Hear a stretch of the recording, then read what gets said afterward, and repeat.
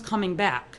And then finally, we'll be moving towards this mass vaccination campaign and continuing to follow. And I want you to know that CDPH is already deep in the planning stages around vaccination. We've already bought the syringes. We already know where it's going to happen. We're thinking about what that's going to be. It's all part of this plan.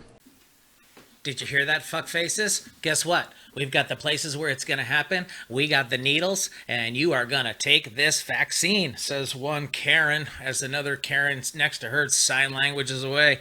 Folks, if you think you're going to somehow avoid what is coming based on this pandemic, I'm going to put a video on the end of this that I saw today. It was from an investigative journalist in 2014. And he breaks down exactly using Rockefeller think tank documents about how the elites had decided that the only way they could move forward in the world they wanted with their one single currency, and you're watching a currency reset right now. Oil is worth less than the barrel. You can buy a barrel. The barrel of oil is free. That means the barrel's free and the oil in it. So how does that work? You can go to the store and still buy a barrel. Who knows? I'm not smart enough to make sense of that part of this market decline. I do know that more than likely it is some kind of tactic. I don't know. Most of this seems to be some version of a tactic or another, or a war game scenario, or it's you don't call it a hoax, but you can call it a live drill. We have proof that it may or may not be a live drill. So we lead off the show with this lady going, well, guess what? We already have it. You're going to get it. And that's what they want. And the video at the end that I'm going to add on to this is the full explanation of why we're experiencing what we're experiencing. They believe that you will have to and need to and will happily agree to get your temperature taken before and after, or before you enter into a public setting. Wear a mask. Went to Costco today. I'm not wearing a mask. Go fuck yourself. This is America. But I don't have to wear a fucking mask. I'm not gonna. And nobody's gonna fucking make me. There you go. All right? Suck a dick. Okay? And the pressure is, oh, you're doing it for the good of others, and you get a bunch of fucking weirdos running around with masks. Well, when do those come off? Why does normal society in China, everybody's walking around with a fucking mask on, and now everybody's walking around with a mask on here because the plan is to turn here into there? Because their totalitarian communism masquerading as capitalism is the kind of control needed. And that's what this pandemic is about, is them implementing the control. Will people continue to wear masks when this is all over? Yeah. Is the next version of the fucking thing that they make up to get us sick again going to be worse? Probably. At some point, what it comes down to is you have people, and we've said it, that we have had people who sold us out wholesale here. They sold out your rights for this elite plan of domination over us as cattle, laid out in this interview that you're going to see. And at the end, I think the video is maybe like 12 or 14 minutes. It's on BitChute. I'm going to upload it separately it's already on my Facebook page. I'm going to upload it to the Rockfin page, and it's going to be on the end of this video as well. And one more thing that I wanted to, there's another video too. Did you know that using aerosols and vaccines, using the flu, that they can implement, I'm not even smart enough to figure this out, but according to the next video that I'm going to show you here, you get two videos. This is going to be a not very me show here. This is going to be mostly you watching this, and let the dots connect for themselves, okay? You have the pandemic, you have the response to it. Did we overcorrect? Was the overcorrect part of it? Was it to show that when push came to shove, Americans acted like Americans for the best of Americans, or the people who were pushing this plan acted for the good of the plan? The people who work on behalf of the elites work for the best part of the elites. At this point, we're going to see what our fearless leaders here, who are in charge, Donald Trump and whoever he lets help him run the government, if they continue to implement these draconian measures, then at some point they're all going to be as complicit as anybody. So this next video they're going to show is a leaked 2005 Department of Defense video from, I've never seen it, and it's from the Pentagon. And they're talking about using aerosols, and they're talking about using vaccines because they've figured out what part of your brain lights up if you're a person of faith. And they know what part of your brain lights up if you react negatively to something. And they figured out how they can stop religious extremism using aerosols and using vaccines backed on an influenza. And that was us, the good guys, in 2005, using aerosols and using vaccines to go after religious extremists in the Middle East. And if that's us as the good guys in 2005 doing that to them, then what do you think is inside of this Gates vaccine that is going to be mandatory, that you're going to need to be able to travel, to move about, to get a job, to get a driver's license, to get insurance, to get all of these things? And as soon as you see the government and people starting to push for these things, know that those were the things that were gone after in the beginning. It's not just a oh, look what happened when in our response to something. It was gamed in advance.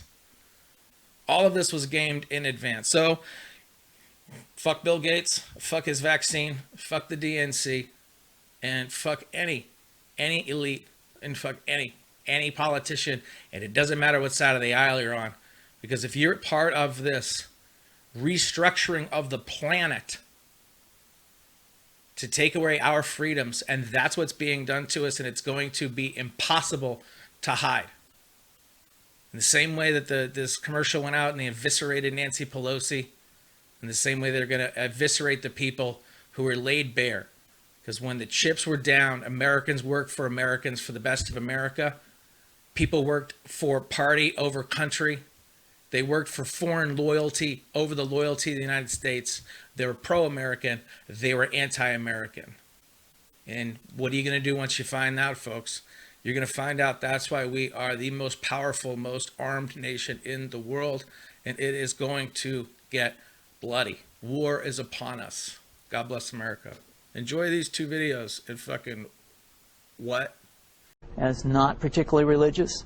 In each case, these individuals were read a religious text. This individual lit up the right middle frontal gyrus, shown here, and that's a part of the brain that's associated with theory of mind. It's a part of the brain that has to do with intents and beliefs and desires. In marked contrast, here's an individual who would not particularly self-describe as religious, and when they're read a religious text, what you see is that this part of the brain called the anterior insula lights up. This is a part of the brain that's associated with disgust or displeasure on hearing something. So you're suggesting I take a CT scan with me when I'm evaluating people to determine whether I put a bullet in their head? So the data that I'm presenting here supports the concept that we're proposing, and I think that we would not propose to do CT scans or fMRIs on individuals out in the hinterlands of Afghanistan. The virus would immunize against this VMAT2 gene, and that would have the effect that you see here, which is it's essentially to turn a fanatic into a normal person. And we think that will have major effects in the Middle East. How would you suggest that this is going to be dispersed? Aerosol? Well, so the present plan and the tests that we've done so far have used respiratory viruses such as flu or rhinoviruses, and we believe that that's a satisfactory way to get the exposure of the largest part of the population. Most of us, of course, have been exposed to both of those viruses, and we're quite confident that this will be a very successful approach. This is fascinating. What's the name of this proposal? Yeah, so the name of this project is FunVax, which is the vaccine for religious fundamentalism. And you have a proposal already? the proposal The ruling establishment has a lot of, they will stop at nothing to complete their toolkit of control. Right? So one of the things that has been missing from the toolkit of total control has been quarantines and curfews, right? So now, welcome to the new world in America, where to get on a bus, to go through a subway station, if you think that the procedures at the TSA are onerous, right? Guess this is coming to a bus depot near you. It's a more invasive way, and the ruling class needs this because, let me say, if the ruling class ever saw wide-scale civil unrest, you'd see an Ebola outbreak in America right away. Okay, so this is, what you see is that Ebola is another tool in the toolbox of the ruling class repression, control. Yeah, to keep down absolutely, repression. positively, 100%. This is a tool. Right. Ebola doesn't just magically start spreading. And then we have this doctors that come back here. The white people, of course, live. You know, the two whites who got it survived. All the black people that get it die. It's very possible that these one of these NGOs over there is going around with a veil of Ebola or spreading it from a small plane onto villages. The point is to get hundreds of thousands of people infected with it and create the next phase of control. Now, one of the things I'd like to show to back up my my claims here. Here's a document from the Rockefeller Foundation. Rockefeller Foundation, right there. You can zoom in on that, where my finger is. It's called Scenarios for the Future International Development, the Rockefeller Foundation. All right. Okay. Let's take a look at what they're saying here. This is something like a 50, 60-page document. I'd like you to go to page 18, if you can look at this up on the internet, but I'll read it off to you. It's called lockstep, lockstep. And this is a phrase that I used right after 2001 when I saw the entire system of the United States, including the population, were in lockstep. So the Congress went along, and yes, it was Osama bin Laden, and the people waved their flag and said, I hate, hate, hate, hate, and everything was in lockstep. Well, in 2010, they published this, Rockefeller Foundation, and here's what they're saying. They're saying that they call it a scenario. These are scenario narratives, and they speak about it in the past tense. So they put out this scenario, lockstep. A world of tighter, top-down government control and more authoritarian leadership with limited innovation and growing citizen pushback. Okay, I'll read a little bit of it. In 2012, the pandemic that the world had been anticipating for years, nobody was anticipating a pandemic, finally hit. Unlike 2009's H1N1, this new influenza strain originating from wild geese, they use some scenario, but this is Ebola they're talking about. Ahead. Even the most pandemic-prepared nations were quickly overwhelmed when the virus streaked around the world, infecting nearly 20% of the global population and killing 8 million in just 7 months, the majority of them healthy young adults. The pandemic also had a deadly effect on economies. You can see the agenda. Just naked, raw, naked control agenda written down, and it's anybody's guess how this becomes effectuated in real life. So whether this is written specifically as marching orders or whether people take it upon themselves in the intelligence networks to say, okay, well, this has been produced, so this is the plan here. But these narratives have to be written in advance because the intelligence agencies don't know how to do these narratives. They need help. So these think tanks, they come up with these, like Rand Corporation, Rockefeller Foundation. These are think tanks of death. They're not the think tanks, they're not there to find great ways to help people. Right? Okay, the pandemic also had a deadly effect on economics. International mobility of both people and goods screeched to a halt. Which is what they want. They want a completely isolated world, right? Debilitating industries like tourism and breaking global supply chains. Well, of course they want tourism stopped because they're not in the tourism business, and they want you at home in your house in front of the TV. Then they got you, because once you watch the TV, they own your soul. Even locally. Wait a second, we're on television. I mean commercial television, let's say. national.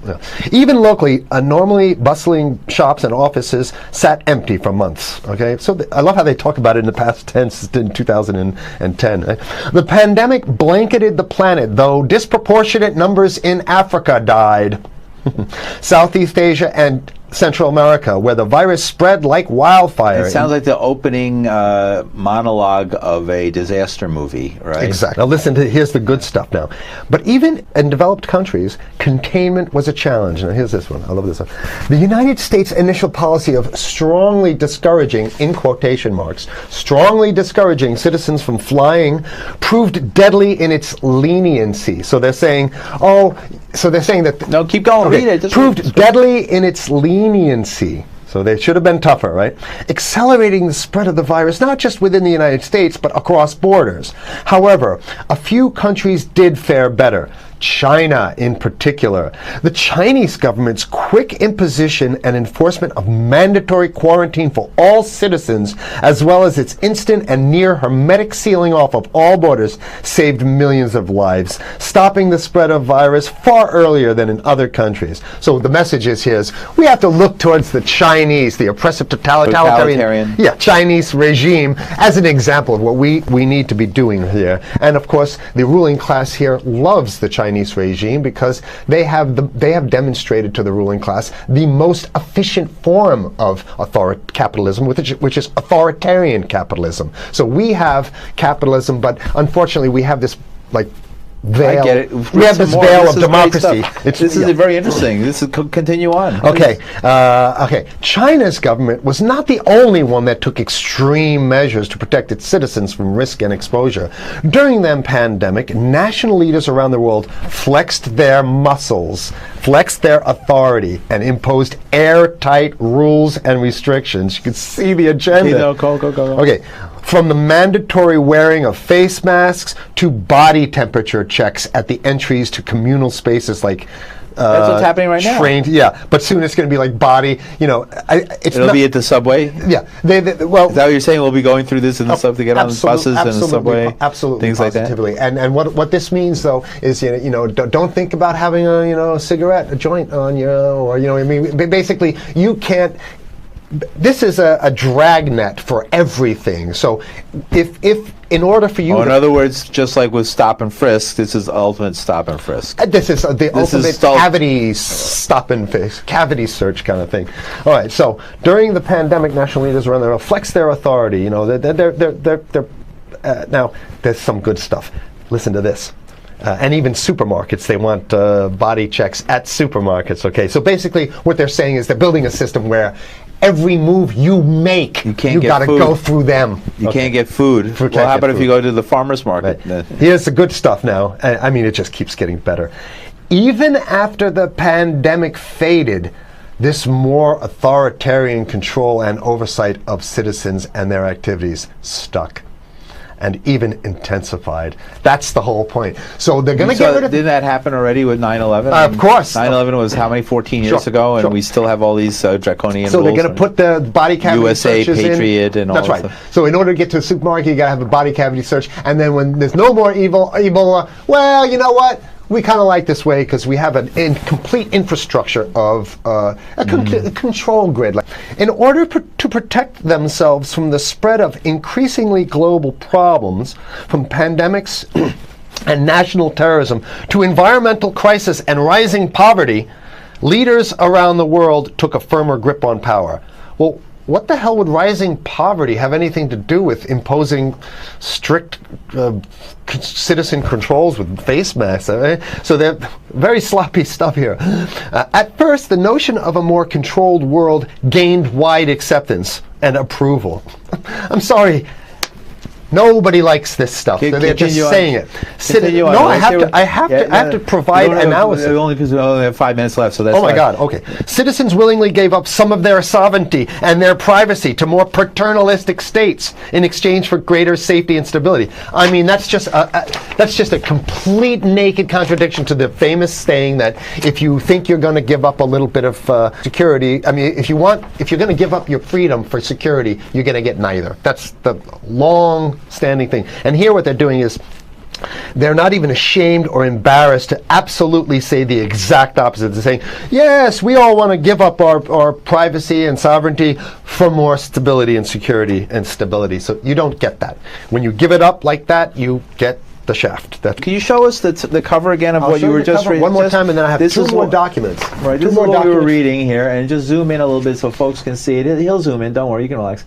And scenarios for the future of technology and international development. Okay, now I have two more documents. Keep it zoomed. We have the National Security Memorandum of December 10th, 1974. This is Henry Kissinger's brainchild. The National Security Memorandum number 200. You can look that up on your internet. I'll summarize it. He says that there's too many people, we got to get rid of the population. So to answer your question. Oh, from earlier. Yeah, he says, he used the word depopulation, which is different. Depopulation means killing people that already exist, and it's to get the minerals, because we need the minerals. And here's another one.